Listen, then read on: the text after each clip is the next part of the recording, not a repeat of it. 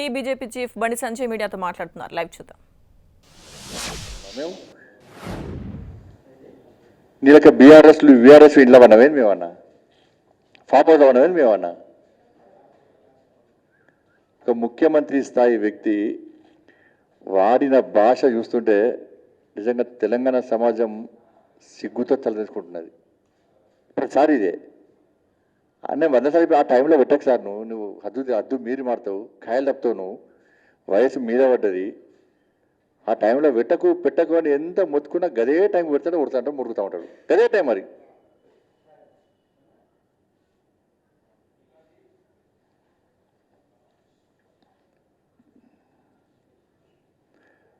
హిందూగాళ్ళు బొందుగాలు అంటే కర్మల బొందబెట్టి నాకు తెలియదు, ఇంకా మర్చిపోయాడు. ఇది జోగులాంబ వారిని ఒక శక్తిపీఠాన్ని దేశ ప్రజలంతా జోగులాంబ వారిని ఒక శక్తిపీఠము, ఒక పవిత్రమైనటువంటి ఒక శక్తివంతమైన శక్తిపీఠము, అమ్మవారిని పట్టుకొని ఈ అంబ ఆంబ అని ఓడతావు నువ్వు. మూడింటికి అంతే, దగ్గర పడ్డప్పుడు ఇవన్నీ భాష గిట్నేస్తుంది. రోజు దగ్గర పడ్డా అయిపోయా. జోగులాంబ వారిని కూడా నువ్వు కించపరిచే విధంగా మాట్లాడినామంటే ఆ రాసినోడు సిగ్గుండాలి, రాసినోడు కానీ సిగ్గుండాలి, నీకని ఉండాలి సిగ్గుండాలి. జోగులాంబ వారిని కూడా తిట్టే స్థాయికి, వ్యంగ్యంగా మాట్లాడే స్థాయికి వస్తామంటే ఎందుకు నీకు బతికెందుకు నాకు అర్థం కాలే. ఆ రాజకీయాలు ఎందుకు ఉంటే పీక్ ఇంట్లో వండక ఎందుకు నువ్వు ఫామ్ హౌస్ వండగా? దేవుళ్ళని తిడతావే, ధర్మాన్ని తిడతావే. నువ్వు వెంటనే క్షమాపణ చెప్పు, ఫస్ట్ హిందూ సమాజానికి క్షమాపణ చెప్పు. లేకుంటే కరీంనగర్ ఎట్లా బొందబెట్టరు అట్లా బొందబెడతాను నేను. నీ పార్టీని తీసుకుపోయి కలుపుతారు, దానిలో డ్రైనేజ్ కలుపుతారు నీ పార్టీని తీసుకుపోయి. ఖాయలు తప్పి మాట్లాడతావు నువ్వు, జోగులాంబ వారికి ఇచ్చపరుస్తావు నువ్వు. ఇతర బిడ్డ నీకు అదే సమాధి కాబోతుంది నీకు. ఇవాళ జోగులాంబ వారిని కించపరుస్తూ హిందువుల మనోభావాలను ఏవైతే కించపరిచే విధంగా వివరించినవో అదే నీకు రాజకీయ సమాధి కాబోతుంది. గుర్తుంచుకో మిస్టర్ కేసీఆర్. సెన్సు లేకుండా నాన్సెన్స్ మాట్లాడతావు, సిగ్గుండాలే కొంచెమన్నా. ఖాయలు తప్పి మాట్లాడుతున్నావు. ఒక దేశ ప్రధాని గౌరవించే సంస్కారహీనుడు నువ్వు. యోగి గారు పట్టుకుని నువ్వు కించపరుస్తావు నువ్వు. ఫాల్తు రాజకీయాలు చేసుకుంటే దగ్గరగా మైనర్ బాలికలను మీద అత్యాచారం జరుగుతుంటే ఒక్కరిని పట్టుకోలే చేతగాని దద్దమవు నువ్వు, చేతగాని దద్దమవు. ఓ లా అండ్ ఆర్డర్ ఒక్కొక్క నీ పంత మరదపుతున్నాడా? క్రిమినల్స్ జైలు నుంచి బయటికి రావడానికి భయపడుతున్నాడా? శిక్ష పూర్తయినప్పుడు కూడా క్రిమినల్స్ జైలు నుంచి బయటికి రావడానికి భయపడుతుండు మిస్టర్ కేసీఆర్, గుర్తుంచుకోవాలా? ఇక్కడ రోజుకో అత్యాచారం, రోజుకో హత్య, మైనర్ బాలికల మీద అత్యాచారాలు. నువ్వు నీ దోస్తు నీ ఎంఐఎం పార్టీలు కలిసి అత్యాచారాలు చేస్తున్నారు, హత్యలు చేస్తున్నారు, కబ్జాలు చేస్తున్నారు. ఒక్కరిని పట్టుకో చాతగా, నీకు చాతగాని దద్దమోను. ఒక్కసారి బయటికి రావు. నీ జాతీయ కాంగ్రెస్ జరిగి గిన్నె ఇప్పుడు బయటకు వస్తావు నువ్వు. ఏంటంటే ఇప్పుడు వరదలతో మొత్తం తెలంగాణ మొత్తం మునిగిపోయే పరిపాలన ఉన్నది. ఎందుకంటే ఇస్తాంబుల్, లండన్, సింగపూర్ అన్ని ప్రజలు తలుచుకుంటున్నారు. ఇస్తాంబుల్ ఏంది, లండన్ ఏది, సింగపూర్ ఏంది. ఈ మూర్ఖుడు వాగి వాగి వాగి చెప్పి అన్ని కోతలు కోసివా. ఇప్పుడు ఇస్తాంబుల్ ఏది, సింగపూర్ ఏది, లండన్ ఏది ప్రజలు ప్రశ్నిస్తారు కాబట్టి ప్రజల దృష్టి మళ్లించడానికి మల్లయ్యాలు ప్రెస్ మీటింగ్ పెట్టింది. గడసేపు 2 గంటలు పెట్టాడు. అసలు కారణం అది. చూపెట్టు ఇస్తాంబుల్ ఏది, లండన్ ఏది, సింగపూర్ ఏది చూపెట్టిగా రోడ్డు నీకు ఎక్కువ. ఇప్పుడు తిరుగును కర్ణాటక తిరుగుతున్నావు కదా. కర్ణాటక ముఖ్యమంత్రి ఎక్కడ వరదల సగడు పోతున్నాడు. నువ్వు ఫామ్ హౌస్ దాటి బరికేస్తాడు మొఖానికి ఎప్పుడైనా? ఎప్పుడు వచ్చినావా చెప్పు నువ్వు? ప్రజలు ఆత్మహత్య చేసుకుంటారావే, ప్రజలు అత్యాచారాలకు గురితరావే, ప్రజలు కష్టాలు ఉంటే బయట రావే, ప్రజలు ఇబ్బందులు ఉంటే బయట రావే, రైతులు నష్టపోతే బయట రావే, యువకులు ఆత్మహత్య చేసుకుంటే బయట రావే, ఉద్యోగులు ఆత్మహత్య చేసుకుంటే బయట రావే, ఇంటర్మీడియట్ విద్యార్థులు ఆత్మహత్య చేసుకుంటే బయట రావే, ఆర్టీసీ కార్మికులు ఆత్మహత్య చేసుకుంటే బయట రావే. ఇప్పుడు దేశకి నేతాడు పీ కూడా అడిగిన మోడీ గారికి ఈయనకు పోలిగా నక్కకు నాలుగు. మోడీ గారు రోజు 18 గంటలు పనిచేస్తున్నాడు. నువ్వు ఫామ్ హౌస్లోకి వెళ్ళి అమాసకు పూట అమాసం బయట రావు. నేను దేశ నేతలు కూడా నవ్వుతారు అందరు.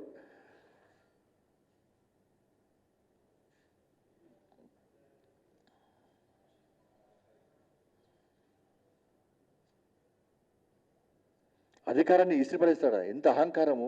ఆ కుటుంబానికి అహంకారం. ఇసిరి పడేస్తా కూడా చెప్పుతో నా చెప్పుతో సమానం అంటాడు. పడే ఇసిరి పడే.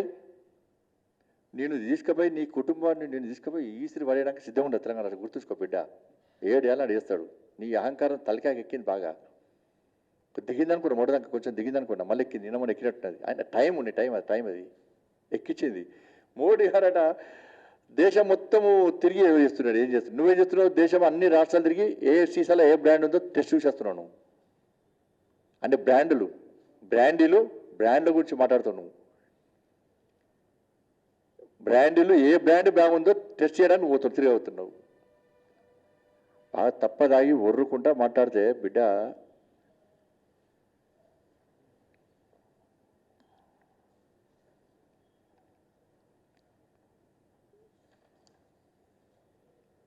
ఎవరు గోకకున్నా గోకుతాడట. గజ్జినట్టున్నది బాగా. ఆ పక్క కూర్చొని మంచిగా చూసుకోవాలి, టెస్ట్ చేసుకోవాలి. గజ్జి బాగా తామర గజ్జి ఆ గజ్జి అన్నీ పట్టినట్టుంది. అందుకే గోకుతా అంటాడు. ఓకే గోకుడు పెట్టినట్టున్నది అంకుల్కు.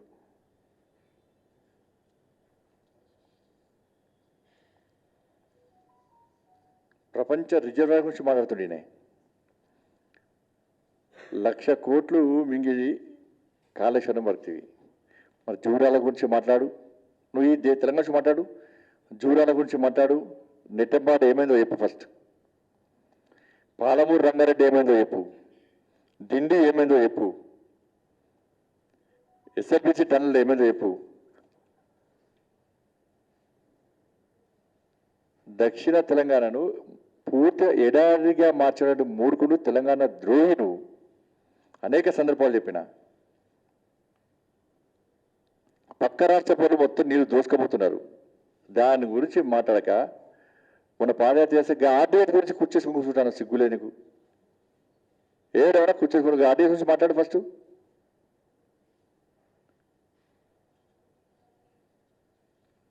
ఇలా కొన్ని అర్థమేది ఇవాళ ఏమైందంటే ఆయన పేరే ఏక్నాథ్ షిండే. నవ్వొచ్చిందే. ఒక 100 సార్లు ఏక్నాథ్ షిండే అని 100 సార్లు అన్నాడు. ఇప్పుడు తెలంగాణ మొత్తం చూస్తున్నా ఏక్నాథ్ షిండే ఇదే లోపల జరుగుతుంది. ఇలా చూసుకో, వెనక చూసుకో. కేసీఆర్ సార్ నీ దానిలో ఏక్నాథ్ షిండే చాలా మంది ఉన్నారు, నీకు తెలిసింది కాబట్టి ఇవాళ ఏక్నాథ్ షిండే గురించి మాట్లాడుతున్నావు. ఫస్ట్ చూసుకోవాలను నీ పార్టీలో ఏక్నాథ్ షిండేలు పక్కా ఉన్నారు.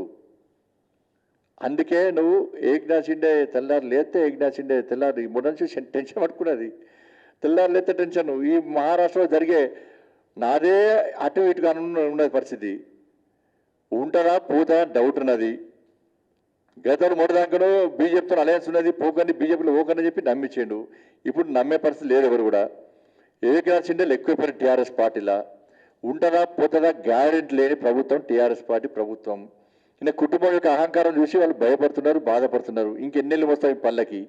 ఈ మోచేతి రావడం మనకు అవసరమా? ఈ పోయే ప్రభుత్వంలో మనం ఉండడం అవసరమా? కనీసం చివరి రోజులైనా మంచిగా పెట్టుకుందాం. ఒక మంచి పార్టీని భారతీయ జనతా పార్టీని ఎన్నుకుందాం. మళ్ళా ఎన్నికల్లో గెలుద్దాం. ప్రజాస్వామ్యాన్ని కాపాడదాం. ఈ కుటుంబ పాలనను తీసి పొరల మీద తరిమి కొడదామని చెప్పి నీ పార్టీలో ఉన్నటువంటి ఏక్నాథ్ షిండేలు ఆలోచిస్తారు కాబట్టి నీకు భయం పట్టుకున్నది. అందుకే తాగినా పన్నా లేచినా ఫామ్ హౌస్లో పోయినా ప్రగతి బలం అన్నా ఏక్నాథ్ షిండే అవే గుర్తొస్తున్నాయి నీకు. ఏక్నాథ్ షిండే బీజేపీ మేము మరగొట్టినావా? మేము మరగొడితే ముఖ్యమంత్రిగా ఉన్న వ్యక్తి ఉప ముఖ్యమంత్రి ఎందుకు తీసుకుంటాం? మేము అధికారం కోసం అర్హులు చేస్తే ఉప ముఖ్యమంత్రి ఎందుకు మేము ముఖ్యమంత్రి అయితే మేము అయ్యే అవకాశం ఉంది. గుర్తుంచుకో రాష్ట్ర ముఖ్యమంత్రి. నువ్వు ఇతర పార్టీలు ఎక్కువ అంటే నువ్వు చేస్తే సంసారం, ఇంకోటి చేస్తే వ్యభిచారం. నువ్వు నీతులు వెళ్తావు. నువ్వు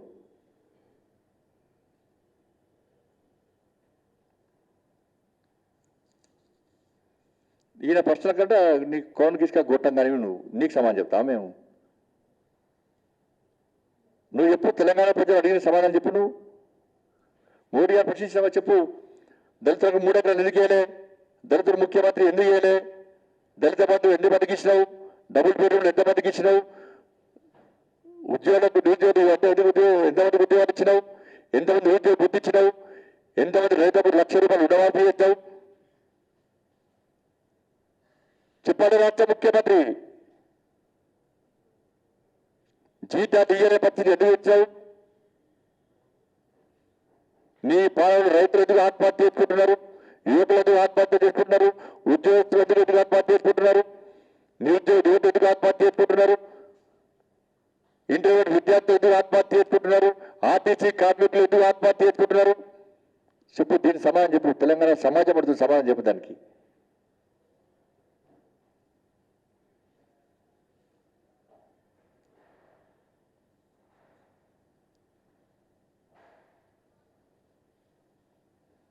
ఆర్థిక వ్యవస్థ నుంచి మారుతున్నాడు. కరోనాతో దేశం మొత్తం అతలకుతమైంది. ప్రపంచంలో ఏ దేశం కూడా ఆర్థిక స్థితి ఇంకా దారిలోకి రాలే, ఇంకా ఇబ్బందులు ఉన్నది. అయినా కూడా మోడీ గారు దేశం యొక్క ఆర్థిక వ్యవస్థను శక్తివంతంగా తయారు చేసిన ఘనత నరేంద్ర మోడీ గారిది. నువ్వు పోటీగానికి 3 కోట్ల 4 కోట్ల మందినే నువ్వు చూసుకోవట్లేవు, జీతాలు ఇస్తలేవు, బిచ్చపతికి చేస్తావు. నేను 130 కోట్ల మందికి దేశాలు అధినేతనే ఇప్పుడు వాడినే గొట్టంగాడు. భాష మాకు కూడా వస్తుంది. మోడీ గారిని పట్టుకొని ఇష్టం భాష మాడతావు. ఇప్పుడు మేము ఎప్పుడు మాట్లాడలే, కానీ నువ్వు మాకు ఎవరికి భాష రాదనుకుంటున్నాను. మేము భాష మాట్లాడు సాడేస్తే తల్లిగా ఏడబెట్టుకొని నీకు అర్థం కాదు, గుర్తుంచుకో. మోడీ గారు నువ్వు తిరుగుతావు. ఇంకా పీయూష్ గోయల్ గారు పోయాడు, పోయి దండం పెట్టి కాళ్ళు మొక్కొచ్చేయండు. నేను చేసిన తప్పు చేస్తా సార్, నేను దండం పెడతా, నీ కాళ్ళు మొక్తాను మొక్కొచ్చేయండు. వీడికి వచ్చి మళ్ళీ పీయూష్ గోయల్ గారు తిరుగుతాడు. మోడీ గారి గురించి వీడియో ఇది, మోడీ గారి గురించి తిరుగుతాడు. ఒకప్పుడు మోడీ గారి నుంచి ఏమంటానో ఇవో వినిపిస్తాడు. ఒక్క నిమిషం. ఇక మోడీ గారి నుంచి ఊయండి. राज्यों को दिए जाने वाला डेवल्यूशन 32% डेवल्यूशन को आपने 42% बना दिया।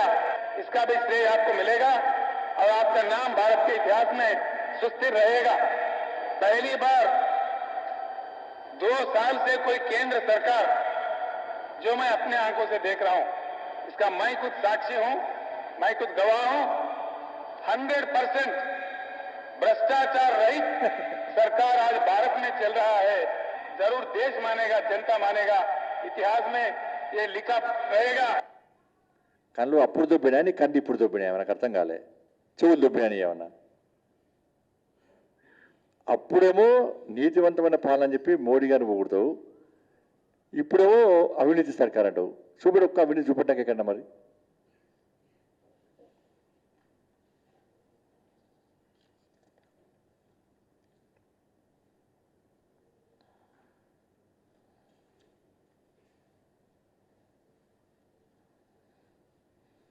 నాకు అధికారం ఇస్తే తెలంగాణ మోడల్ దేశాన్ని చూపడతావు. ఎందుకు 8 సంవత్సరాల నుంచి ఫామ్ హౌస్ రాకుండా ప్రగతి భవన్లో ఫామ్ హౌస్ తాగివన్నా చూపడతావు. దేశానికి ఏం చూపడతావు? ఈనాడు తెలంగాణ మోడల్ దేశాన్ని చూపడతాడు. వాటిని వాళ్ళ నీ కుటుంబం ఇక్కడ దోసుకున్నా మొత్తం దేశాన్ని దోసుకుంటా నా కుటుంబం అని చెప్పా.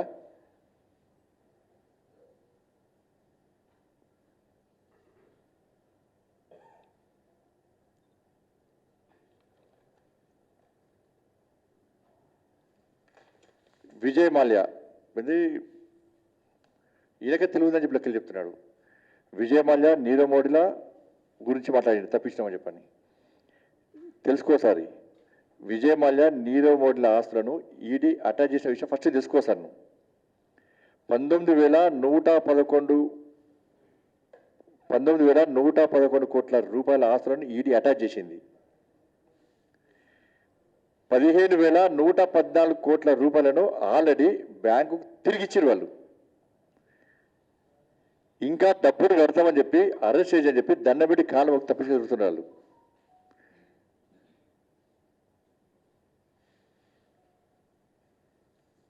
అది తెలుసుకోసారి.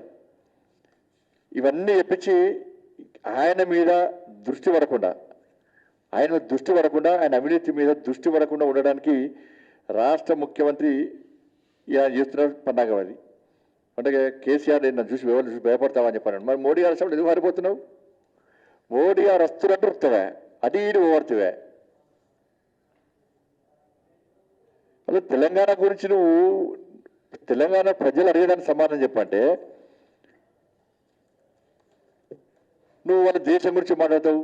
నువ్వు ఇక్కడ ఏడు ఫస్ట్ ఒక్కసారి మళ్ళీ నువ్వు ఇలా మాట్లాడిన భాషను ఒక్కసారి నువ్వు రిమైండ్ చేసుకో సార్ మాట్లా విను, నువ్వేం పీకుడు పని మంచి విను. నువ్వు మాట్లాడిన భాష ఏంది, నువ్వు ఎందుకు ఇట్లా మాట్లాడినావు, నువ్వు ఎందుకు ఇట్లా ఖాయాలు చెప్పి మాట్లాడినావు, సోడా కలిపినా గడపలేదా?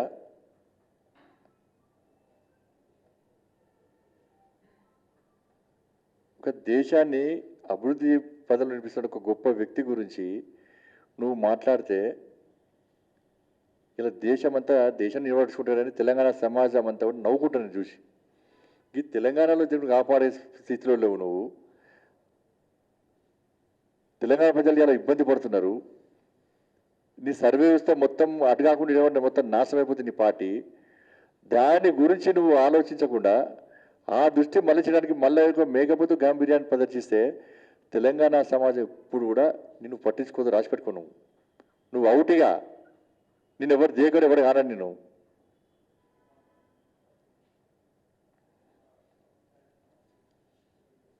ఇంకో తెలంగాణ ఇన్ఫ్లేషన్ రేట్ తెలుసుకో ఒకసారి 9.45. నువ్వు పేపర్ చూపడితే మేము పేపర్ చూపట్టే చూడు, ఇది మేము తయారు చేసిందా? దీనికి సమాధానం చెప్పు రాష్ట్ర ముఖ్యమంత్రి ఫస్ట్.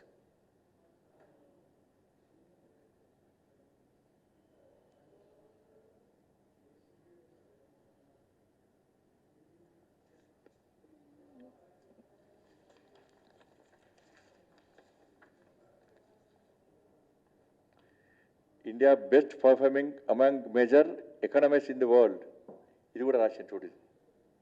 ఇండియా గురించి రాసిండు, నీ తెలంగాణ గురించి కాదు.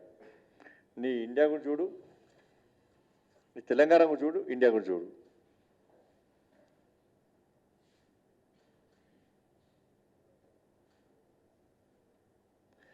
మళ్ళీ గదే రోగం చైనాను ఊడతాడు,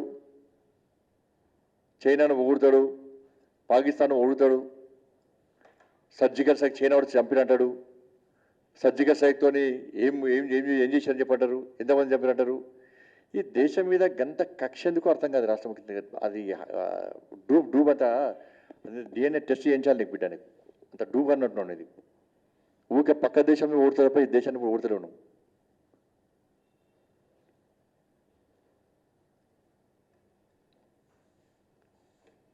అందుకే ఆయనకి గంట సేపు మాట్లాడు, ఆయన జోకర్ అయిపోయాడు. రాష్ట్ర ముఖ్యమంత్రి ఇప్పటికైనా గుర్తుంచుకొని నువ్వు మాట్లాడే ముందు చక్కగా మాట్లాడు. సుప్రీంకోర్టు జడ్జి ఎవరో ఇంతకుముందు పదవీ విరమణ జడ్జిలు ఏదో సుప్రీంకోర్టు లేఖ రాశారు. దానికి మాకేం సంబంధం? సోషల్ మీడియాలో ఎవరో ఏదో పెడతారు, మాకేం సంబంధం? సుప్రీంకోర్టులో జడ్జిలు తిట్ట మునగాలంట. మరి నువ్వేం బికినావు? నీ మాట చూపడుతుంది. సుప్రీంకోర్టు తిట్ట మాట. I'm openly telling. Supreme Court has given a wrong judgment. Yes, I am quoting it. Supreme Court definitely has given a wrong judgment, crossing their limits, crossing the Constitution of India. ఎక్కడ ఉందంటే రాజ్యాంగంలో 50% reservation ఇవ్వాలి ఉందా? మరి నువ్వేం చేసినావు? మరి court కొడతారా అనవు సార్ నువ్వు? ఏది ఆర్టీసీ కార్మికులదో ఎవరిదో కోర్టు కొడతారా అంటే నువ్వు? అంటే ఏది మాట్లాడతాడో ఏం మాట్లాడో ఆయనకే ఇవాళ అర్థం కాని పరిస్థితి. ఇవాళ పథకాల గురించి మాట్లాడితే పథకాల మాట్లాడితే 24 గంటలు కూడా సరిపోదు.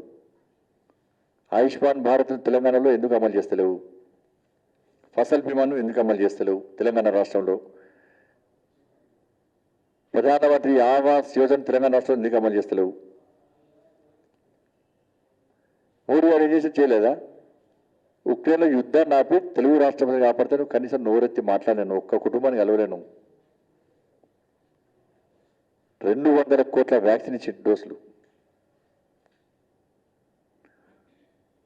నువ్వు కనీసము కరోనా అప్పుడన్నా బయటకు వచ్చి మాట్లాడలేవులతో. అప్పుడు కరోనా, ఇప్పుడు మోడీ గారు తెలంగాణకు వస్తే కరోనా వస్తుంది నీకు.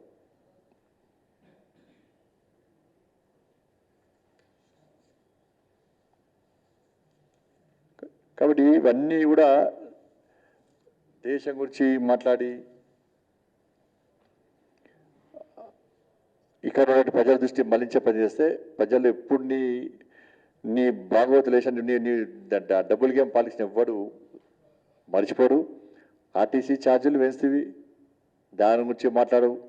పెట్రోల్ ఛార్జీలు పెంచినామని చెప్పి కేంద్ర ప్రభుత్వాన్ని బదనాం చేసినావు. గ్యాస్ ఛార్జీలు వచ్చిన బదనాం చేసినావు. ఆర్టీసీ వీళ్ళ పెట్రోల్ ఛార్జీలు తెలంగాణ రాష్ట్రం మినహా ఇతర రాష్ట్రాల్లో ఒక పోలిక చేసుకో. ఇతర రాష్ట్రాల్లో పెట్రోల్ ఛార్జ్ ఎంత, డీజిల్ ఛార్జ్ ఎంత, ఇక్కడెంత. కరెంటు ఛార్జీలు 100% పెంచుతీవి. ఆర్టీసీ ఛార్జీలు 5 సార్లు పెంచుతీవి. కనీసం ఆర్టీసీలకు బెనిఫిట్స్ కూడా ఇస్తలేవా? ఇప్పటికీ అనేక డిపార్ట్మెంట్లు ఇప్పటికీ జీతాలు లేవు. ఆ పోలీసులకు చాలా సరెండర్స్ లేవు. డిఎల్ఏ పోలీసులకు కూడా కష్టపడి పనిచేస్తున్నారు. వాళ్ళ గురించి మాట్లాడు. ఉద్యోగస్తుల బెనిఫిట్స్ మాట్లాడు. రైతులు ఇబ్బంది పడుతూ వాళ్ళ గురించి మాట్లాడు. అక్కడ 3 లక్షల రూపాయలు ఇచ్చేస్తాడు మూర్ఖును. ఇక్కడ తెలంగాణలో రైతులు చచ్చిపోతున్నాయిరా, అక్కడ 3 లక్షలు ఇచ్చేస్తారు పోతేవి.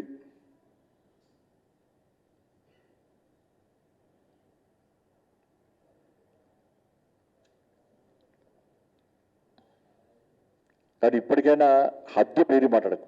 ఏదో ఉంది నీకు, నీ భయం నీ చూస్తుంటే నీ లోపల ఏదో భయం అయితే పడుతుంది. అలా అంత మొత్తం సోషల్ చూస్తే సారు గిన్నెలకు బయటకు వచ్చిండు, ఏదో ఉంది, ఏదో టీఆర్ఎస్ పార్టీలో వెనకాల ఏదో నడుస్తుంది. ఏక్నాథ్ షిండేలు పక్కా ఉన్నారు. ఇంకా లక్ష్మణ్ గారి గురించి, లక్ష్మణ్ గారు ఎవరు తిట్టాడు ఆయన బాబు?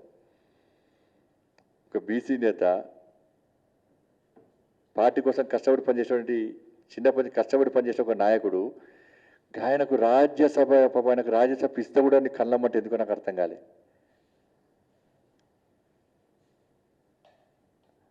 మోడీ గారిని తిడుతుంది, యోగి గారిని తిడుతుంది, పీయూష్ గోయల్ గారు తిడుతుంది, డాక్టర్ లక్ష్మణ్ గారు తిడుతుంది. నేను తిట్టడం ఇవ్వాలి అనుకుంటున్నాను రోజు.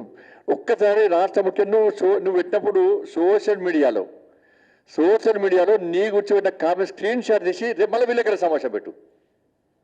ఆ స్క్రీన్ షాట్ తీసి రిలీజ్ చేయరేపు.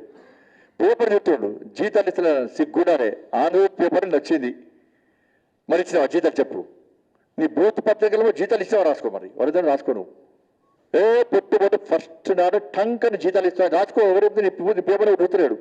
మళ్ళీ చెప్తున్నా పాంటలో కూడా నీ పేపర్ చూసి కడతలేరు. ఆ పేపర్లో పాన్ కడితే పేపర్ పాన్ కూడా తింటలేడా? రోడ్డు మీద పేపర్ పడితే దాటిపోతున్నారు. చిట్టు ఎందుకని చెప్పని. ఆంధ్రజ్యోతి పేపర్ అంటే నీకు అనుకూలంగా రా. ఆంధ్రజ్యోతి పేపర్లో అంటే జీతాలు రాలే రాశారు తప్ప ఇస్తున్నా అమ్మ చెప్పు నువ్వు. అంటే నీ మొత్తం ఎండబడుతుంది ఆంధ్రజ్యోతి పేపర్, అందుకే దాన్ని టార్గెట్ వాళ్ళ ఆంధ్రజ్యోతి పేపర్ను. అన్న ఇలా విలేకరులకు దండం పెట్టే స్థాయికి వచ్చినట్టే ఎస్ భారతీయ జనతా పార్టీ. మీకు ఇన్ని రోజులు మరి బెదిరించాడు, ఇలా దండం పెడతా అంటుడు. మీకు అంత స్థాయికి వచ్చింది వాళ్ళ బీజేపీ.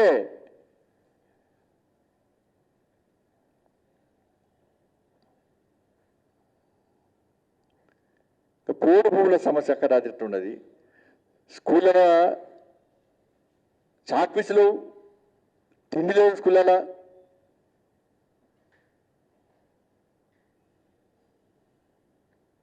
సమస్యలతో తెలంగాణ రాష్ట్ర ప్రజలు తల్లడిల్లుతున్నాడే, దాని గురించి మాట్లాడక మళ్ళీ ఏదో నువ్వు ఏదో ఉద్ధరించినట్టు నువ్వు గిక్కడ మళ్ళీ గిక్కడ జీతాలు ఇస్తావు. నువ్వు దేశాన్ని ఎట్టేస్తూ నాకు అర్థం కాలే.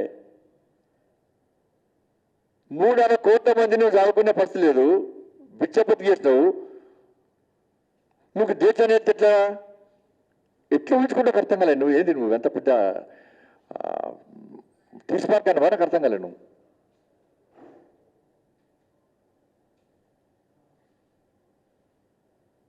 కాబట్టి ఇప్పటికైనా హద్దు మీరు మాట్లాడకు. నిన్ను ఎవ్వరు పడుచుకోడు. నువ్వు ఒక జోకర్ అయిపోయినావు. నీ ప్రెస్ మీటింగ్ అవుతుంటే మేము సోషల్ మీడియాలో చూస్తా కొద్దీ నీ మీద వచ్చే కామెంట్స్ చూస్తాం. మేము నాకు వచ్చింది మాకు అన్ని రకాల కాంపిటీషన్ నీ మీద. నీ ప్రశ్నలకు సమాధానం చెప్పేటువంటి అవసరం మాకు లేదు. నువ్వు ఫస్ట్ తెలంగాణ రాష్ట్ర సమాజము సంధిస్తున్న ప్రశ్నలకు నువ్వు సమాధానం చెప్పు. దాన్ని చెప్పి దేశం గురించి మాట్లాడదాం. ఫస్ట్ తెలంగాణ నుంచి ఏడు. నువ్వు ఫస్ట్ నీ ఏడుపు నువ్వు ఏడు. ఫస్ట్ దేశం గురించి మాట్లాడదాం. దేశంలో నిజాయితీవంతమైన పాలన, శక్తివంతమైన పాలన సాగుతుంది కాబట్టి 18 రాష్ట్రాల్లో మేము అధికారంలోకి వచ్చినాం. ఈ తెలంగాణ రాష్ట్రంలో నీ అవినీతి ప్రభుత్వం, నీ కుటుంబ ప్రభుత్వం నీ విమర్శలు నీ అహంకారంతో పాలిస్తున్న పాలన చూసి సహించలేకనే ఇవాళ తెలంగాణ రాష్ట్రంలో ఉప ఎన్నికల్లో నీ 2 సీట్లను మేము కైవసం చేసుకున్నాం. జిహెచ్ఎంసీ ఎన్నికల్లో 4 సీట్లున్న భారతీయ జనతా పార్టీ 48 సీట్లో గెలిచింది. మా గ్రాఫ్ పెరుగుతుంది. నువ్వు ఏ స్థాయి గ్రాఫ్ ఏ స్థాయి పడిపోయిందో తెలుసుకో. మన బహిరంగ సభ చూసి డప్పులు కొడుతున్నాయి నీకు. నీ పార్టీ ఎమ్మెల్యేలు నీ పార్టీ మంత్రులే ఘోరమైన లోటారు. ఇప్పుడు ఇక దుంకడానికి సిద్ధమయ్యారు. ఇక పాటలు కాదు, నీ ప్రభుత్వం కూర్చోడానికి సిద్ధమయ్యారు. అందుకే డిప్రెషన్లో బాగా, అందుకే ఖాయలేపి డిప్రెషన్లో బాగాను.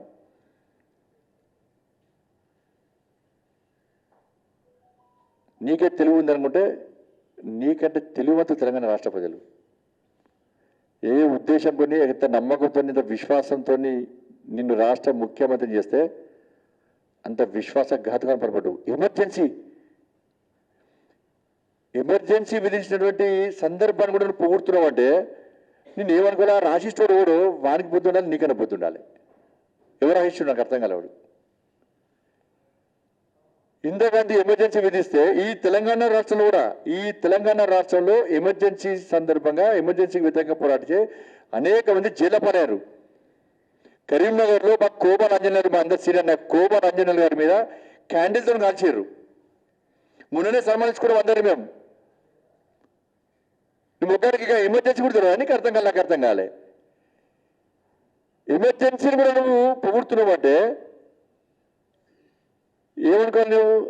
నువ్వు నీ లోపల మొత్తం రజాకర్ల నిజాం పాలన మొత్తం ఆవహించుకుంది కదా. నిజాం రజాకంతా ఆవహించుకున్నారు కదా. తెలంగాణ రాష్ట్రంలో చూపుతున్నావు కదా. నువ్వు ఈ ఎమర్జెన్సీ పొగుడుతావు, బ్రిటిష్ పాలన పొగుడుతావు, స్వాతంత్ర్యాన్ని కూడా వ్యతిరేకిస్తావు, తెలంగాణ విమోచన దినోత్సవాన్ని కూడా వ్యతిరేకిస్తావు.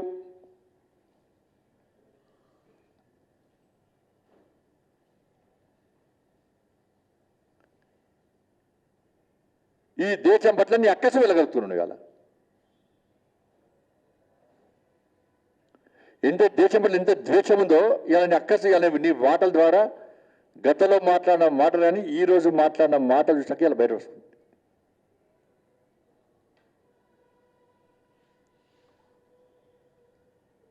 కాబట్టి రాష్ట్ర ముఖ్యమంత్రి ఖాయలు తప్పినాడు. ఇవాళ ఖాయలు తప్పి వయసు మీద పడ్డది పాపం సార్కు. టైం కాని టైంలో ప్రెస్ మీటింగ్ పెడతాడు, వాడరాని భాష వాడతాడు, సంస్కారహీనంగా మాట్లాడతాడు, ఒక ముఖ్యమంత్రి స్థాయి దిగజారి మాట్లాడతాడు. గతంలో ఆయన చేసినటువంటి తప్పులనే మళ్ళా ఇతరుల మీద నెట్టే ప్రయత్నం చేస్తాడు. కాబట్టి ఇటువంటి విషయాల్లో తెలంగాణ సమాజం జాగ్రత్తగా ఉండాల్సిన అవసరం ఉంది. భారతీయ జనతా పార్టీ తప్పకుండా ఈ ముఖ్యమంత్రి మాటలకు భయపడే పార్టీ భారతీయ జనతా పార్టీ కాదు. నువ్వు భయపడుతున్నావు, ఏదో ఉన్నది మొత్తంగా జరుగుతుంది. అందుకే డిప్రెషన్ ఉన్నాడు. అందుకే ఆ మాటల ద్వారా ఆయన ముఖం చూస్తుంటే భయం స్టార్ట్ అయింది. చూడండి మీరు ఆయన ముఖం ఒక్కసారి ఇలా కేసీఆర్ ప్రెస్ మీటింగ్ చూసిన అందరూ కూడా దయచేసిన విజ్ఞప్తి ఆయన ఫేస్ బాగా అబ్జర్వ్ చేయండి మీరు. ఆయన ముఖంలో గజగజ వంగుతాడు. ఆయన భయం స్టార్ట్ అయింది, భయం ఉన్నది లోపల. ఏక్నాథ్ షిండే మనకి కనబడుతున్నాడు బాగా. ప్రెస్ మీటింగ్ మొత్తం 100 సార్లు ఏక్నాథ్ షిండే అంటున్నాడు. ఆ రాష్ట్రపతి కూడా 10 సార్లు గుర్తు చేసుకోవచ్చు. ఆ శివసేన ఎంపీ ఎమ్మెల్యేలు వాడు గన్నిసార్లు గుర్తు చేసుకోవచ్చు. ఆ గద్దె తిరిగిన శివసేన పార్టీ కూడా గన్నిసార్లు గుర్తు చేసుకోలేవచ్చు. ఉంటారు ఏక్నాథ్ షిండే ఉంటారు బిడ్డ నేను అన్నారు. జాగ్రత్తగా ఉండు. ఆయన చెప్పి ఏకనాథ్ షిండేలో నేను చెప్తానే ఉన్నట్టు ఆయన అయిపోతే